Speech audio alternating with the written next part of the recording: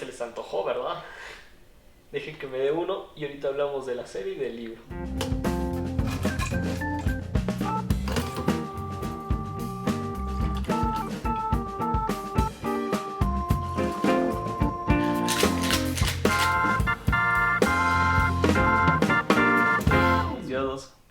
Hoy nos vamos a sumergir en la cocaína, literalmente como en Scarface.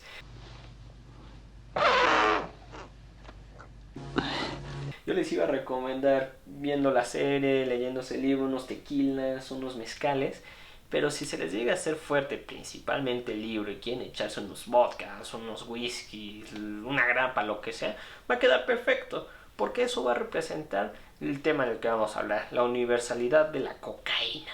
Ahora, este libro lo vamos a considerar más un ensayo.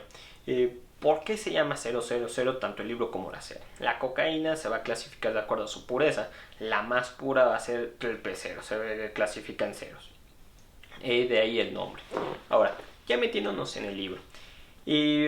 Sabiano nos dice, para conocer el mundo de la cocaína tenemos que meternos a México, forzosamente, para saber qué es lo que está pasando y qué es lo que va a pasar y qué es lo que ha pasado.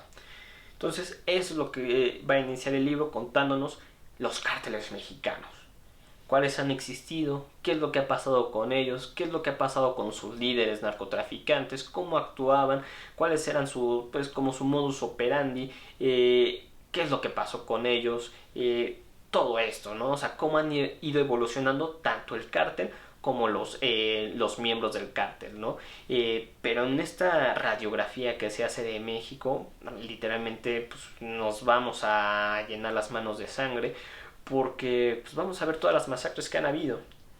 Si el libro es de hace 8 años, pues tenemos conciencia qué es lo que ha pasado en estos últimos 8 años que no aparece en el libro, pero pues la sangre sigue corriendo.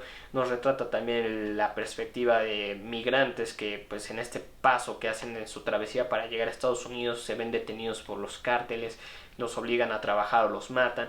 Vemos a la población en donde radican principalmente estos grupos organizados y que se ven sometidos a ellos. O sea, vemos todos estos elementos, cómo actúan estos cárteles. Y creo que un tema muy importante es el Estado mexicano, ¿no? El Estado de Derecho, el gobierno. ¿Y por qué es importante? Porque brilla por su ausencia. O no hacen nada, o trabajan con ellos. O sea, ya sea que alguien les pide ayuda, no hacen nada, dejan abandonada a la población. Entonces, bendito México, ¿no? Y ahora, bajándonos en el mapa geográfico, hay que llegar a Colombia. Se nos va a retratar igualmente el inicio de los cárteles colombianos, ¿no? Con el patrón Escobar, el cártel de Cali, de Medellín, la caída de estos, bueno, desde cómo lo elaboraban hasta su caída, ¿no? Y cómo, pues, cuando se fragmenta estos cárteles, pues también se fragmentan todos los demás cárteles, ¿no? Vemos la creación de estos cuerpos paramilitares que pues su función era proteger a la población, a los campesinos, y tristemente se desviaron del camino y también se pusieron a vender cocaína, ¿no? Se nos retrata pues como este estado de terrorismo que vivió Colombia, todas las explosiones, todas las matanzas, todo este estado de terror que se vivió, se nos representa, ¿no? Y en una comparativa, por así decirlo, de México y Colombia, pues vemos cómo los cárteles mexicanos aprendieron de Colombia, trabajaban para ellos y finalmente terminaron trabajando los colombianos para México, ¿no? O sea, este mercado de la cocaína que no se detiene, ¿no? Y ahora hay que trasladarnos a Italia. Nos metemos en estas mafias italianas, vemos la importancia de cómo se rigen, ¿no? De estas reglas sagradas que tienen para controlarse, para controlar el mercado. Vemos cómo llega la cocaína a Italia, cómo se maneja, o sea, desde los puertos, la distribución, o sea, el control que tienen los capos italianos, pero todo muy importante a través de su forma de regirse. Entonces es muy interesante meternos ahí. ¿Quieren meterse al frío? Pues nos vamos a Rusia. Vemos los capos italianos, cómo crecieron estas mafias, de dónde crecieron, de dónde adquirieron la riqueza y cómo es que se mantienen, ¿no? Y es impresionante cómo un capo ruso tiene tanto poder económico que puede influenciar en la economía de otros países. O sea, es una grosería.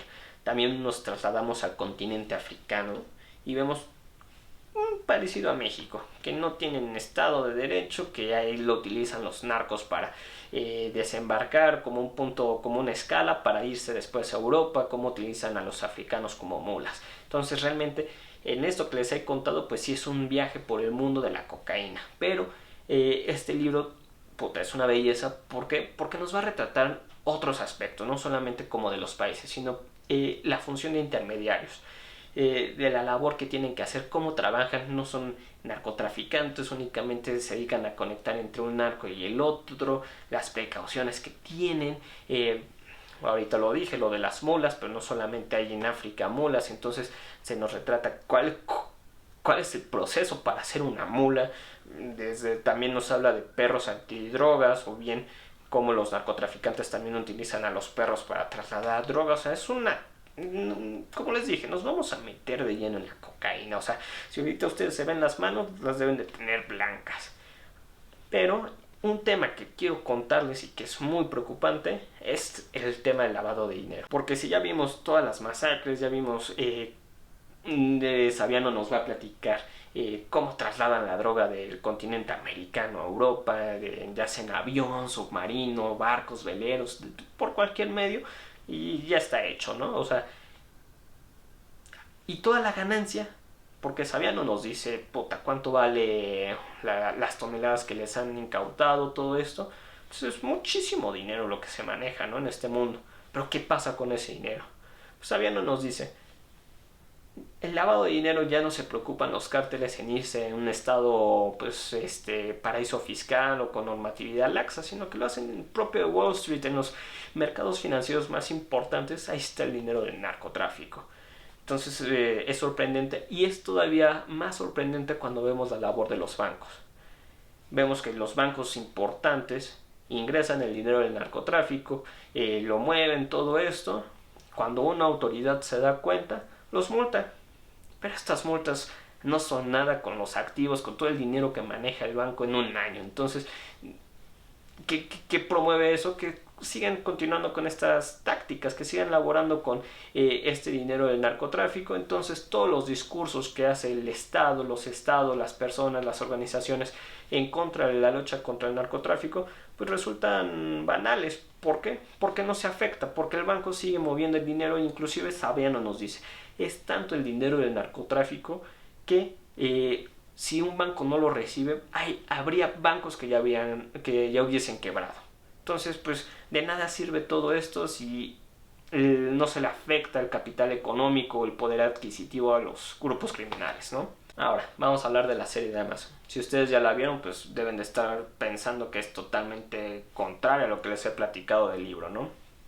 Yo por eso les recomiendo, primero lean el libro y después vean la serie. La serie, ¿qué es lo que va a pasar? Nos va a retratar una historia lineal, que es la del capo di tutti capi, que va a comprar, no sé, unas toneladas de cocaína, las va a llevar a Italia, ¿no? Para distribuirlas y todo esto. Entonces, a través de esa historia vamos a ver la labor de los intermediarios, cómo es de que sale el barco de México cargado de droga y distintos problemas, que inclusive en el libro se nos menciona que nunca hay errores, o sea, siempre hay un fondo en las cosas. Llega a África, llega a Italia. Entonces, es esa historia lineal, pero por eso les digo, lean primero el libro y ahí vamos a ver lo que nos menciona de los intermediarios, lo vemos reflejado. Lo del crimen organizado, las masacres, la sangre que corre en México, pues lo vemos también en la serie, ¿no? La creación de los Zetas, los niños sicarios, ¿no? La importancia de las reglas de la mafia italiana, pues la vemos en la serie. Entonces, por eso primero lean el libro y ya después échense la serie, que es muy buena. Ya saben, cuando lleguemos a los 500 suscriptores les vamos a obsequiar 3 regalos. El primero va a ser un libro, el segundo va a ser una botella y el tercero va a ser un libro y una botella. Entonces, está bien, ¿no? Suscríbanse aquí en el botoncito que les va a aparecer y nosotros nos despedimos diciéndoles salud.